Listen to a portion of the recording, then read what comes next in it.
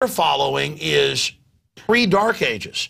It was what the Romans, really that is the system. Rome fell, but they went to the Venetian black nobility, as they were called, there on the city-states that were left after Rome fell. That was then exported to England and France, and that's the model we're living under. In fact, all mainline historians even know that. It's not debated. And we live under the Roman Empire model. That is dumb everybody down, get them on welfare. That's what they do in Rome. They would give you bread and some coins just so you would be dependent, because they didn't want you going out and starting a business and competing with them. They wanted you dumbed down, living in a little tiny hole in the ground, but with a little bit of bread each week. Well, I guess here in America, there is no problem if you're dumb, because anyway, you don't do anything. The government does everything for you. Well, that's it. In 1776, I mean, it was really the flower of the Renaissance, but also in the middle of the Age of Revolution and the age of all those conflicts that happened. And it was like, no, humanity's good. We're going to build you up. The individual is what's going to create something great. And then collectively, if individuals want to get together for ideas, then there's a choice in that, and there's power, but it's collectivism through choice. Right. I mean, so there is something to collectivism, but it's the choice to join the collectivism at limited levels when you wish. So it's the power of the individuals together that then creates something that the collectivists are afraid of. And that's why Obama and all of them always attack the individual, because the idea of the individual being empowered threatens them. I mean, it's really that simple. It is simple. And an example for this will be PlanetInfowars.com. Our social network. If you see all the articles, there are amazing articles there that were promoting INFOWARS, and a lot of art that people are creating. So you can see, yeah, there is a lot of people out there with so much potential to provide new things, and it's a shame those people are not getting more light on them. Well, that's what's happening. We only got like 30,000 members right now. It was in beta. It's still in beta. And, some of the articles get posted on INFOWARS. Some of them get, tens of thousands of readers. Most of them only a few hundred. So everybody get in there, talk to each other. This is for you. Right. PlanetInfowars.com. And it's a building. I mean, I think it's done quite well, but it's still, again, in the beta process. You have the newest ones up there. Yes. But if you click most popular.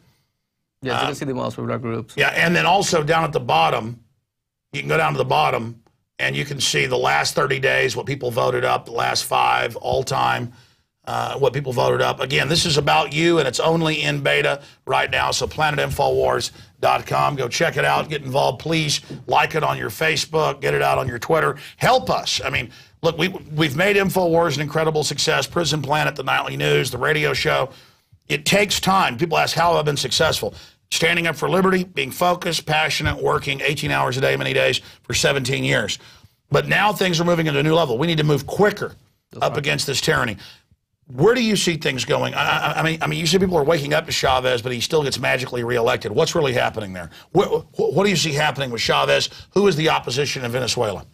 Capriles is the opposition in Venezuela, and a lot of people are expecting for him to win. There is a concern if Chavez wins again, then people get used to being controlled by the same person. So you can have somebody in control for so long because people get used to it. Either it's good or bad. And there are chances that Chavez could still win. We just need to wait and see. If the elections are controlled or not, I can't really talk about that. Well, somebody as arrogant as him, and I mean, I don't think he's going to get power up. Let's see what happens. It's hard to tell. People in Venezuela, they don't know. I always talking to people, reading the news, and it's a big question. Nobody knows what's going to happen. We just need to wait and see the results. You want to talk to folks in Venezuela in Spanish real quick, Max?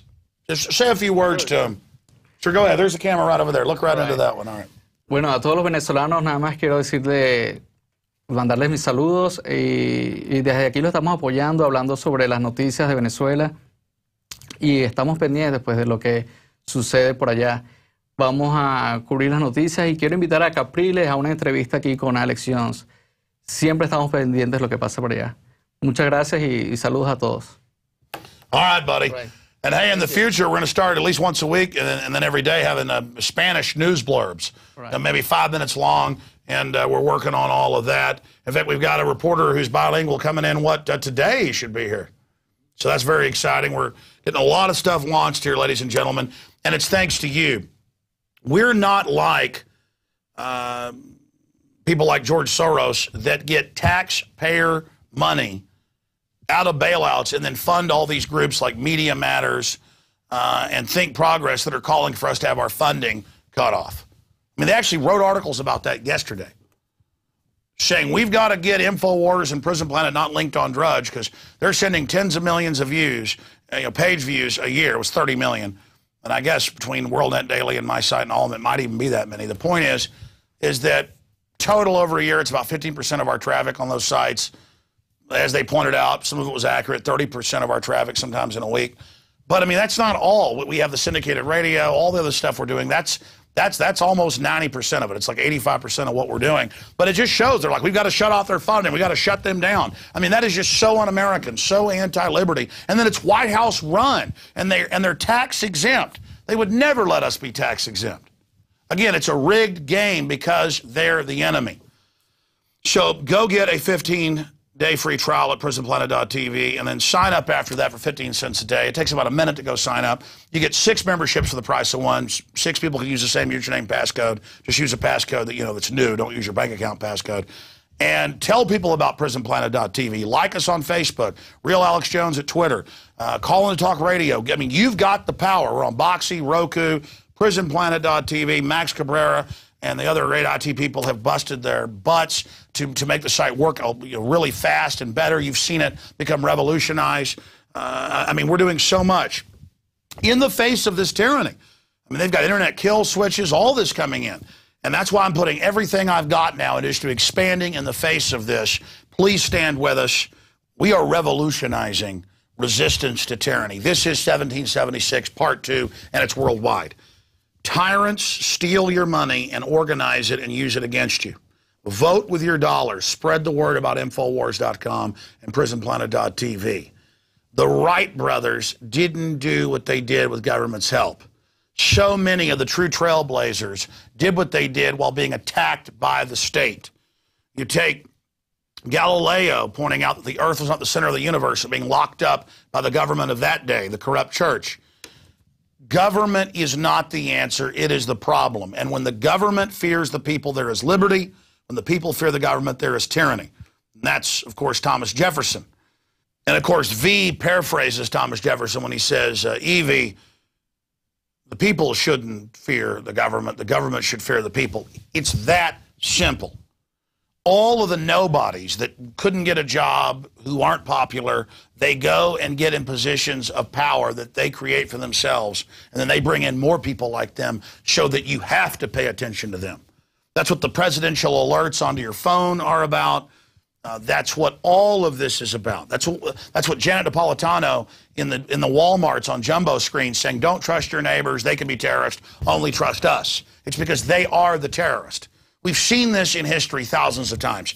It's repeating itself again. It's repeating itself again right now. There have been thousands of cultures and hundreds of countries with government after government. And this type of tyranny is the norm when good people don't organize against the control freaks. It's that simple. And that's why now I want to break down people that did it despite the government. Because, again, Obama is saying you didn't build jack squat. The government is the reason we've got anything today. You didn't build that. I know I've been harping on this all week, but it is just so incredible. Big government, in every case in history, creates insane nightmares. Take the Roman Empire during its decline, each emperor getting more insane than the last. Just like Kim Jong-il or Kim Jong-un or their grandfather in North Korea, Caligula married his horse, fired the Senate that had been puppets for hundreds of years, and made his horse the head of the Senate. Nero burned Rome to expand his palace, or part of Rome. He famously fiddled as it burned. This is what they do. This is what happens when you let authoritarian crazies get in charge. And the bigger the government, the more that danger increases. And the more the government's just disconnected, too, and kind of stomping on people and individuals because it can't deal with it. It's local control, local freedom. You know, I saw a comment on INFOWARS today. The person was asking, Alex, what's wrong with global government? Well, it's kind of like fire bulkheads or water bulkheads in a ship. If you hit an iceberg or hit something and one breaks, you've got bulkheads. It doesn't flood the whole ship. Countries are like firewalls. You know, firewalls in a house. You put a big firewall in the middle of the house, so if a fire starts, you can run it through 2 stories. It doesn't leap over and burn the other side of the house. It's very inexpensive to do compared to the damage in the lifetime of that home. So the best analogy is states. You got 50 states, and some don't allow gay marriage, some do. Well, you can just move to one that does or move to one that doesn't, depending on your view. Some states have restrictions on abortion. Others don't. You can move to the state you agree with. Some states have state income taxes. Others don't. You can move to the one that doesn't or does. Some states have guns banned, and the crime rates are, 10 times higher or more, but you can move there if you like living in Chicago with hundreds being killed every week. Again, that creates choices, real diversity. See, we're all taught discriminations about race or even religion or sexual stuff, but where the real discrimination history comes from, this whole race thing's pretty much new in the last 1,000 years or so. Before that, it was about what class are you from or what specific, religious group.